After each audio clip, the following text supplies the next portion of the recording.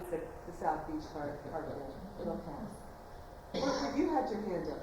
Oh, when he was talking about these Roman, Yeah. to me it's like these are symbols, representations, and if you're using something as a symbol or something as a religious purpose, you need the phrase because you're using it for something. Yeah.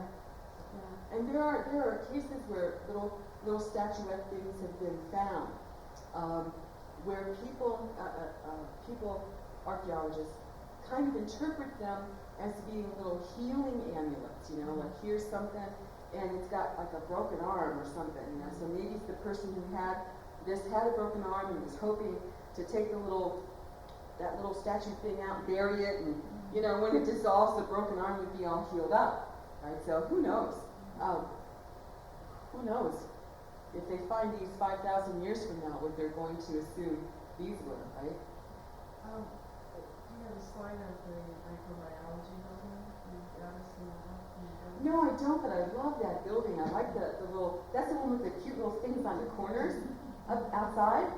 Right out. When I first saw them, I thought they were little goddesses. I thought, wow, I've come to a cool place. You've got these little Indian-looking goddesses on the corners.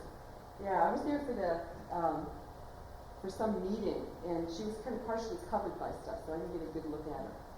But that would have been a good slide to include in that. Great comparison. Yeah, definitely. Yeah. And her comments are. Is there a reason why in the Abrahamic tradition the women have been minimalized? I mean, like Sarah is around, Abraham's wife shows up, and Mary has some prominence in Christianity. My ignorance of Islam, I don't know if there are feminine equivalents in Islam, but clearly the woman is minimalized in the Abrahamic tradition. I'm sure there is volumes written about it, but in 30 seconds, do you want to say something about it? 30 seconds. Well, yeah, however long you want to take. Okay, well, too bad we've run out of time. No, actually, you know, I do kind of a fun thing in some of my classes. I have my students who take, for example, women in religion. I have them name the famous women of the Bible. Okay? Well, I mean, and of course they come up with Eve, okay, and the Virgin Mary, and now, of course, because of the Vinci Code, some of them will say Mary Magdalene, they'll add her to the list, but they'll come up with Jezebel and, I don't know, you know, yeah, and Lilith sometimes. Sometimes they'll say Rachel, Esther, Sarah, Ruth, and I'm like, oh, okay. Now, who was Esther? I don't know. I know she was in there. Okay, well, what did Deborah do? But they can tell you chapter and verse about what Jezebel did. And how all of our problems today can be traced back to Eve. And I'm like, okay. And some of the wild ones, have you even heard of Lilith? And know that she was actually, I tried to get a picture of Lilith in here too. She's kind of like a Sumerian goddess that kind of got folded into the tradition. Not in any of the canonized texts, but in the extra text, the folklore stuff. And she got folded into the tradition as Adam's first wife. Did you guys know that? Did everybody know that? Some people did. Okay, she was Adam's first wife. And so we come from a dysfunctional family. This explains a lot of the world's problems, I guess. But she was Adam's first wife, and the deal goes that, and she was made at the same time as Adam, equal to him in every respect, and she refused to be on the bottom all the time when they were having sex. And she got fed up with Adam, who sometimes is described as mighty and kind of weak, and she uttered the name of God, which is kind of interesting because she uttered the name of God, the unpronounceable name of God, and flew away, said, I'm out of here. And so then the tradition made her into a demon. Like that she became a succubus. And so she visits men at night and gives them wet dreams and takes their sperm and then makes demon babies out of them. That's one of the stories. And so, you know, it's curious, very curious. The difference between Genesis 1 and 2 is very curious. And scholars try to explain that. Feminist scholars try to explain that. See, there's a lot of people who aren't feminists and scholars of the Bible and so forth that try to kind of reclaim women's roles within Judaism and Christianity and Islam. And sometimes they give convincing arguments and sometimes they don't. Obviously they're not convincing for everyone because sometimes people leave their traditions and become something else. And occasionally they're motivated by, kind of inadequate or an imbalance maybe between male and female relations. Yeah. Since we went and talking about the Bible, how much evidence has there been found, archaeological evidence, that relates to what is written in the Bible? Because it seems we can go back to 8,000 years and find stuff, but we don't find any artifacts or stuff like that. And it seems like it's in tradition, word by word, and person to person. Well, you brought up a very, very interesting point, and this is the subject of an entire lecture that I give in classes, is that our idea of religious truth is conflated with our notions of historical and scientific truth. And that's been a result of the Enlightenment.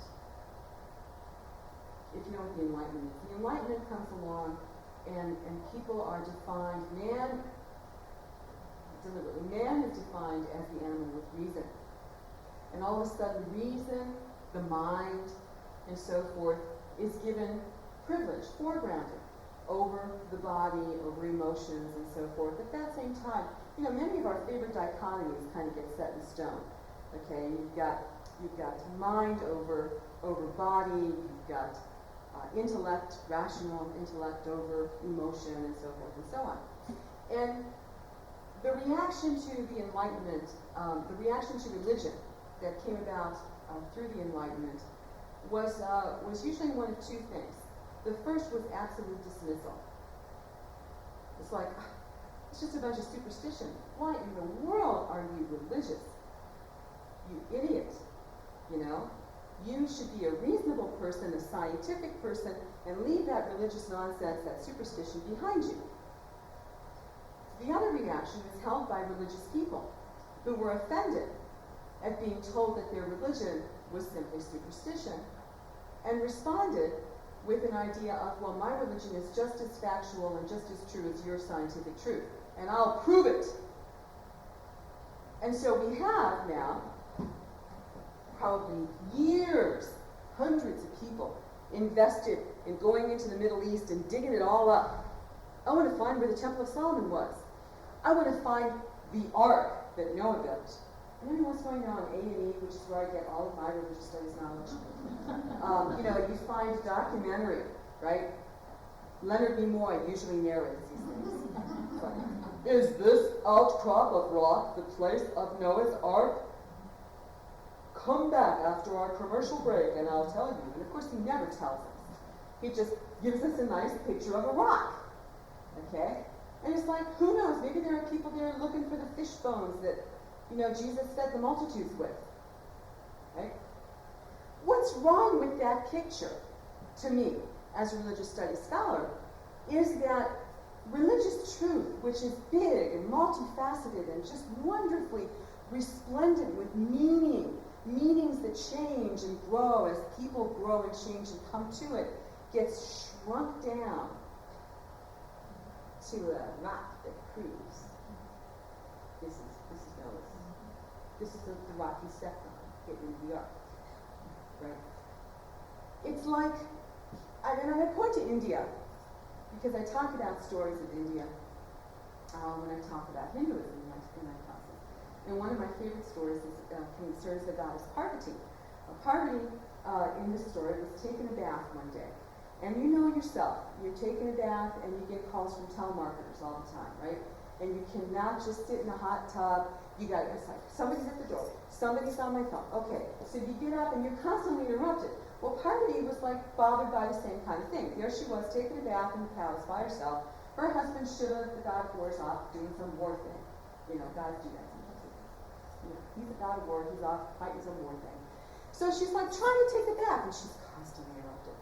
So what she does, which most of us cannot do, is she scoops up some soap bubbles off her bathtub, and she blows life into them, and out pops a little boy, fully armed. Hi, Mom. What do you want? I'm here. And she says, I want you to guard this door and don't let anybody bother me while I take a bath. And he's like, okay. You know, it's a cute kid, right?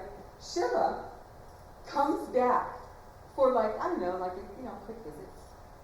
Gods can do that. He pops in, hi dear, I'm home. And he starts to walk in, and the little boy says, I'm sorry, you can't go in there. And he says, who are you, kid? I'm sorry, no one shall bother the goddess. Out of my way, kid, you bother me. And the little boy pulls out his sword. Uh-oh, you don't do that to Shiva. Shiva's a practice. The little kid's head goes flying. Well, meanwhile, Parvati hears the ruckus, and she comes out of the bath. Towel draped around her. One more time. What is going on here? Oh, my goodness, you killed our son. Our son? Who knew? Our son is dead. You have to fix this. He said, okay. So he's looking around for the head, and he's looking at her here, and he's looking over here in the corner, behind the little tree, and he can't find the head. Oh boy, and he knows there's going to be no peace in this house until he fixes this problem. So he says, all right, the next being that I see when I open my eyes, I'm going to take his head and put it on the body of my son. And he opens his eyes and he sees a little white elephant. What? Hi, Dad. I'm back. Bob's your uncle. Now there's this Ganesha, this character, this god, who's a little kid, and he's portrayed, very cute little kid, in the pictures with Mom and Dad, and he's got the face, the head of an elephant. I guarantee you, there's very few things that I can guarantee as a scholar. Practically nothing. But I guarantee you there is no one in the subcontinent of India who is busy digging it up, trying to find the body of a headless elephant, to prove that their religion is true.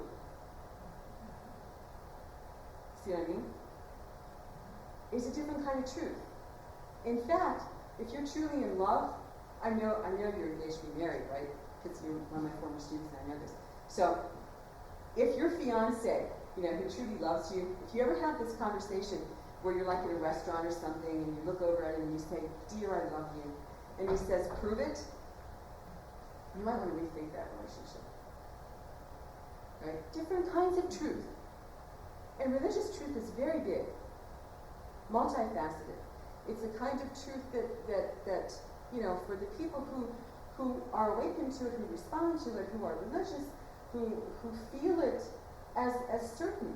They don't need to prove it to some scientific standard. I'm just wondering, it's like, well, I know the 12 gods, Mount Olympus was a concept that we made up. I visited it, there was no way of it. But when they're talking about people or events that took place, that's where I start questioning why they can't find something about it.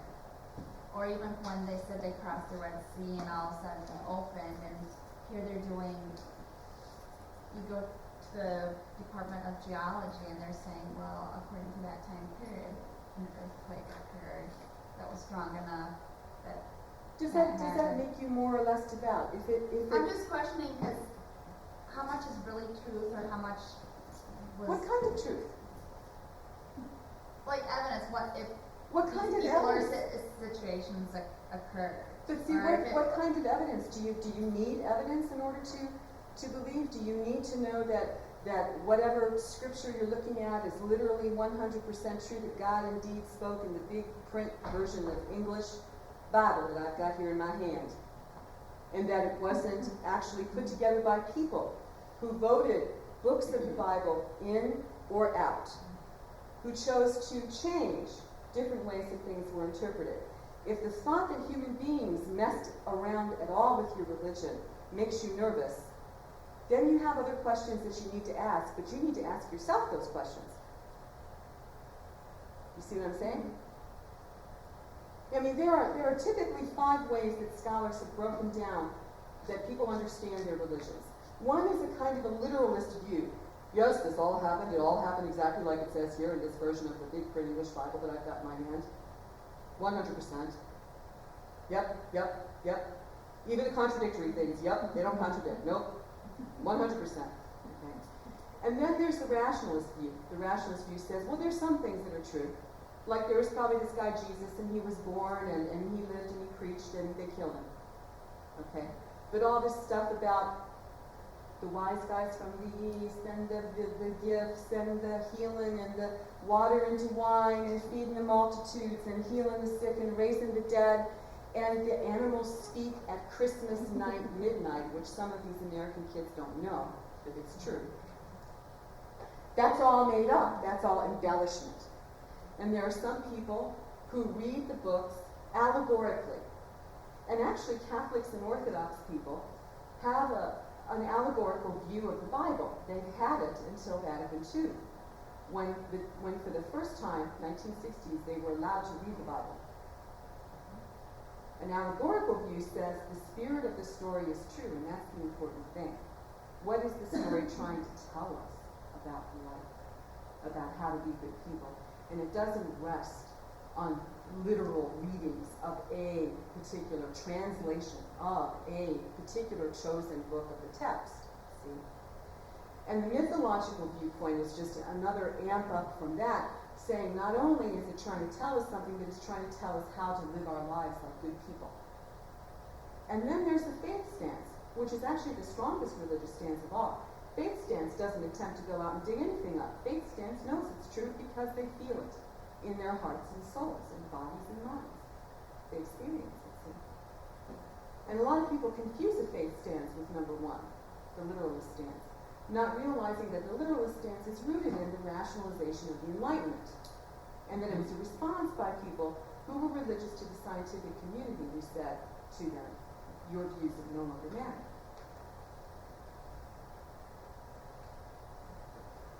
Anyway, interesting, odd subject, but interesting. Thanks for coming. Thank you. Well, any other questions? No? Okay. Thank you very much.